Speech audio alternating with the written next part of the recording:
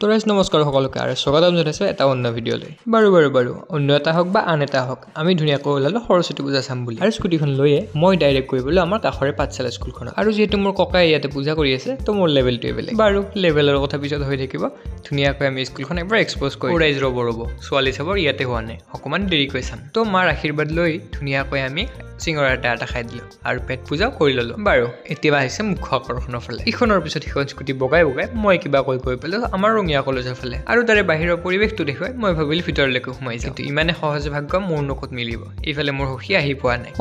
সখী একেবাৰে জন্মৰ পৰা সখী।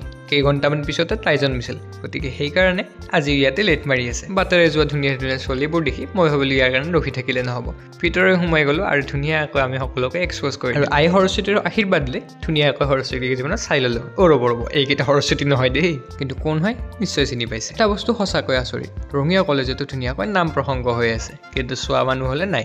কেনেকৈনো থাকিব, সকলোৱে নিজৰ সৰস্বতীৰ লগত ব্যস্ত, আমিহে পিছে অকলশৰীয়া। কিন্তু আপোনালোক আছে নহয়, সেইবাবে টেনশ্যন লোৱা নাই। গতিকে ছাবস্ক্ৰাইব কৰি থৈ দিয়ক, ফেমিলিটো আৰু ডাঙৰ হ'ব লাগে। আৰু কৈছিলোঁ নহয় নতুন বস্তু আহি আছে, গতিকে ষ্টে টিউন।